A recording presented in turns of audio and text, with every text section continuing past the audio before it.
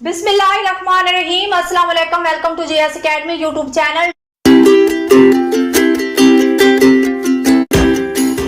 I hope कि आप सब खैर आफियत से होंगे। आज हम 11वीं क्लास के उर्दू का सबक नंबर 4 के मशकी सवालात, खुलासा और बुक वर्क हल करेंगे। तो आइए चलते हैं सबक के उन्वान की तरफ। सबक का नाम है अबुल कासिम ज़ोहरावी और उसके मुसन्निफ का नाम है हमीद अस्करी। इसके खुलासा के अंदलस की इस्लामी सल्तनत के बाद नामवर साइंसदान बिलाशुबा अपने अपने फन महारत में महारत नामा रखते थे, लेकिन इस दौर की सबसे अजीम शख्सियत जिसने कमाल का लोहा सदियों तक अहले अरब मानते रहे, यानी कि उनका जो कारनामे थे और जो उनका जो लोहा था उनको सदियों तक अरब वालों ने अहले अरब यानी कि मगरिब जो हैं उन्होंने वो मानते रहे हैं।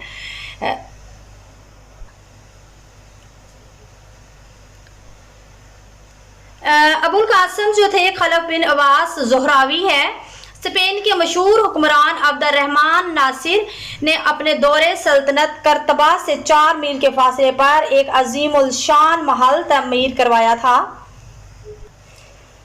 उसका नाम अपनी मलका ज़हरा के नाम पर मकबरा कसरे ज़हरा रखा गया। रफ्ता रफ्ता इस महल के इर्दो गिर्द इमाम सल्तनत और दूसरे लोगों ने मकान बना लिए और वहाँ एक अलहदा शहर बस गया जो ज़हरा के नाम से मशहूर हुआ। इसी शहर की वजह से अबुल कासिम खलीफा बिन अब्बास का नाम अबुल कासिम ज़ोहरावी मशहूर हुआ। ज़ोहरा से ज़ोहरावी मशहूर हुआ और उन्होंने अपने लक़ब जो है उनका ये जो लक़ब है उनके नाम का जुज़ बन गया। अबुल कासिम के आबाओ अजदाद अंदलस के रहने वाले थे। उनकी विलादत जो है हिजरी में 9 और 36 में अब्दुर्रहमान नासिर के दौर में हुई। उस वक़्त करतबा दारुल हुकूमत था। उस वक़्त इस शहर में 3800 मसाजिद, 60,000 फलक इमारतें, 2 लाख आम इमारतें, 8,000 दुकानें और 700 हमाम थे। करतबा की आबादी 10 लाख से ज़्यादा थी और दारुल सल्तनत की शाही लाइब्रेरियों में 2 लाख से ज़्यादा किताबें मौजूद थीं। करतबा की यूनिवर्सिटी में मुख्तलिफ मज़ामीन के जलीलुल क़दर असातिज़ा जो थे वो मौजूद थे, यानी कि बहुत ही अजीम आला किस्म के जो उस्ताद थे वो मौजूद थे और तदरीस और तहकीक का काम कमाल को पहुँचा। अबुल कासिम ज़ोहरावी ने इस इल्मी दौर से भरपूर फायदा उठाया और तिब में उनका खास मजमून था। कामिल दस्तगाह हासिल की। अपनी तालीम की तकमील के लिए वो शाही शफा खाने के साथ मुंसलिक हो गए, यानी कि वाबस्ता हो गए। यहाँ उन्होंने इल्मी तहकीक का आगाज किया जिसने थोड़े अरसे में उनको जदीद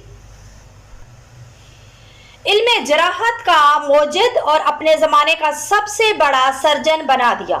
मौजूदा ज़माने में इल्म जो था, इल्म इलाज के 2 तरीके, यानी इलाज मेडिसन और दूसरा सर्जरी। अस्पतालों में मरवजा थी, यानी कि मरूजा थी कि मतलब कि वो कायम थी। उनके मुतल्लिक ये ख्याल आम है कि अगरचा मगरबी तिब यानी एलोपैथी देसी तिब का चरबा है, मगर जराहत यानी सर्जरी खास मगरबी डॉक्टरों की चीज है जिसमें कोई उनका हमसर नहीं। लेकिन इस आम ख्याल फैलने की वजह महज ये है कि हमारी अवाम इस्लामी दौर की अजीम सर्जन अबुल कासिम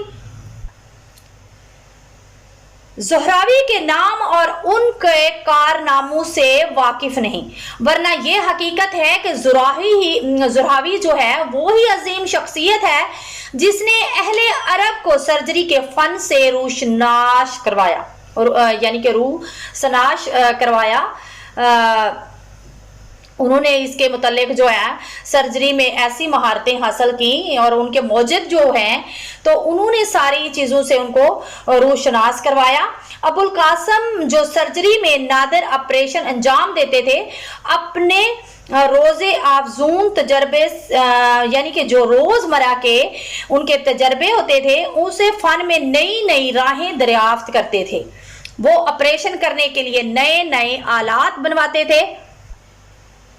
ان سب کی تفصیل وہ احاطہ قلم میں لایا جاتا تھا، یعنی کہ پھر وہ ان کو لکھتے تھے، یہاں تک کہ ان کی قلم سے عملی سرجری پر ایک یگانہ روزگار تصنیف ظہور میں آ گئی، جو صدیوں تک یورپ کی یونیورسٹیوں میں سرجری کی واحد معیاری کتاب کے طور پر داخل درس رہی، یعنی کہ ان کے نصاب میں شامل رہی۔ زہراوی کی کتاب کا نام تصریف ہے، جو پوری کتاب تو علم علاج کی دونوں شاخوں مطلب میڈیسن اور جراحت سرجری پر مشتمل ہے، لیکن اس کا ایک اہم حصہ جو ہے سرجری کا ہے۔ اس کی وجہ یہ ہے کہ اس سے پہلے طب یعنی میڈیسن پر عربی میں بہت سی کتابیں لکھی جا چکی ہیں، لیکن سرجری پر مفصل کتاب تصریف کا ذکر آتا ہے۔ تصریف 3 بڑے حصوں پر مشتمل ہے۔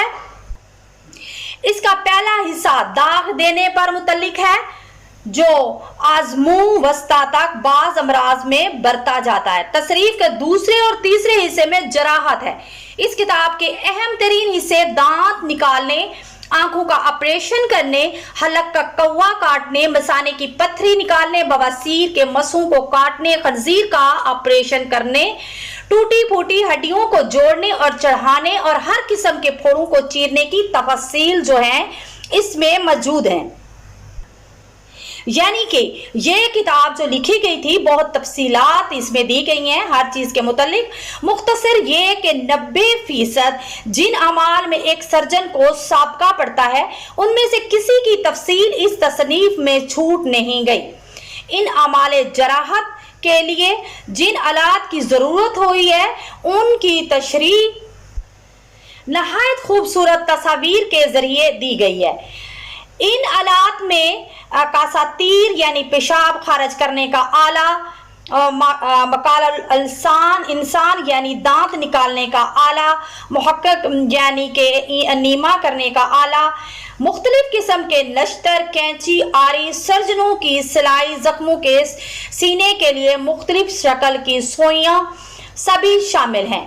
ان میں سے ہر آلے کی ساخت تصویر کی مدد سے اور طریقے استعمال الفاظ کے ذریعے سمجھایا گیا ہے۔ تصریف سے پہلے سرجری پر اتنی قیمتی کتاب نہیں لکھی گئی اور نہ ہی جراحت کے متعلق خوبصورت تصاویر شائع کی گئی ہیں۔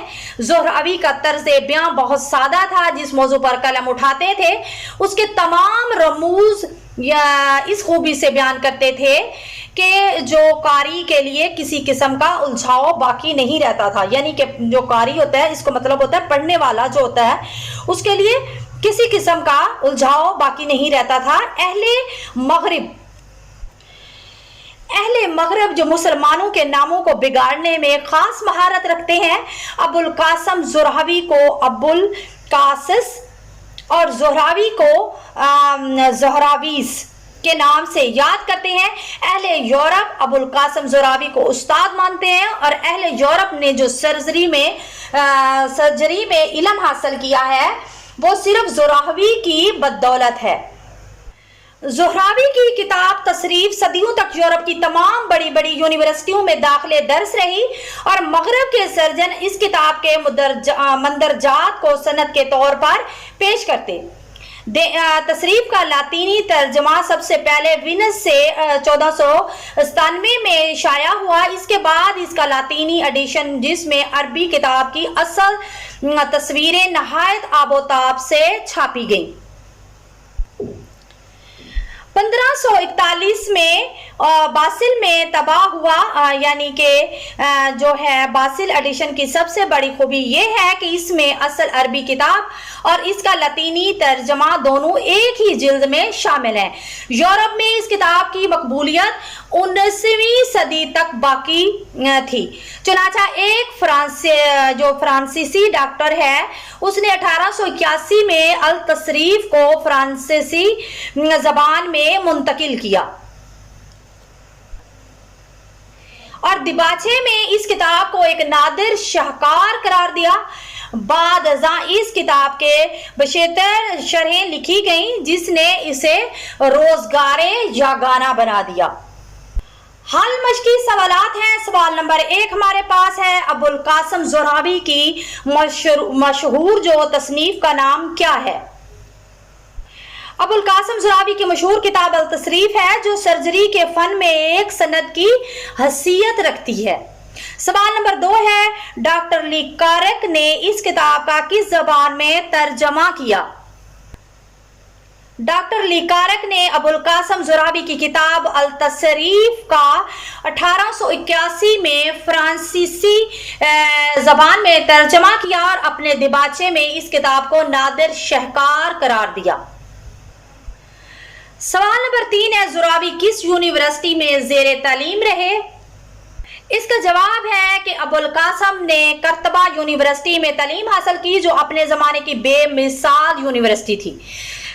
اس کے بعد سوال نمبر 4 ہے، ابوالقاسم زہراوی کی مشہور تصنیف کن یونیورسٹیوں میں داخلے درس رہی؟ ابوالقاسم زہراوی کے مشہور جو تصنیف التصریف صدیوں تک یورپ کی تمام یونیورسٹیوں میں داخلے درس رہی اور مغرب کے سرجن اس کتاب کے مندرجات کو سند کے طور پر پیش کرتے تھے۔ سوال نمبر 5 ہے، زہراوی کے عہد میں مغرب کی عظیم ترین یونیورسٹی کون سی تھی؟ اس کا جواب ہے، ابوالقاسم زہراوی کے زمانے میں قرطبہ یونیورسٹی مغرب کی عظیم ترین یونیورسٹی تھی۔ یہاں مختلف مضامین کے جلیل القدر علماء تعلیم و تدریس اور تحقیق و تالیف میں مصروف رہتے تھے۔ مشقی سوالات مکمل ہوئے، آئیے چلتے ہیں بک ورک کی طرف۔ بک ورک میں ہے، مندرجہ ذیل سوالات کے جوابات میں جو درست ہیں ان کے شروع میں ٹک کا نشان لگائیں۔ عبد الرحمن الناصر کس ملک کا حکمران تھا؟ اردن کا، مصر کا، اسپین کا یا سوڈان کا؟ تو اندلس جو ہے اس کو اسپین کہا جاتا ہے، تو جو ہے یہ ملک اسپین کا حکمران تھا، یعنی اندلس کا۔ اس کے بعد ابوالقاسم زہراوی کون تھا؟ ماہر تعمیرات، سائنسدان، ماہر تعلیم، ماہر قانون؟ تو جو وہ ابوالقاسم تھے وہ عظیم سائنسدان تھے۔ اس کے بعد ابوالقاسم زہراوی کے آباء و اجداد جو ہے وہ کہاں کے رہنے والے تھے؟ مصر میں، ایران میں، عراق میں یا اندلس میں؟ ان کے آباء و اجداد تھے وہ اندلس میں رہتے تھے، یعنی کہ اسپین میں۔ اس کے بعد ہمارے پاس ہے، قرطبہ کی شاہی لائبریری میں کتنی کتابیں تھیں؟ 1 لاکھ، 1 لاکھ سے زائد، 2 لاکھ سے زائد، 3 لاکھ سے زائد؟ 1 لاکھ سے زائد، یعنی کہ 1 لاکھ سے زیادہ تھیں۔ تو لہٰذا ہماری ویڈیو مکمل ہوئی۔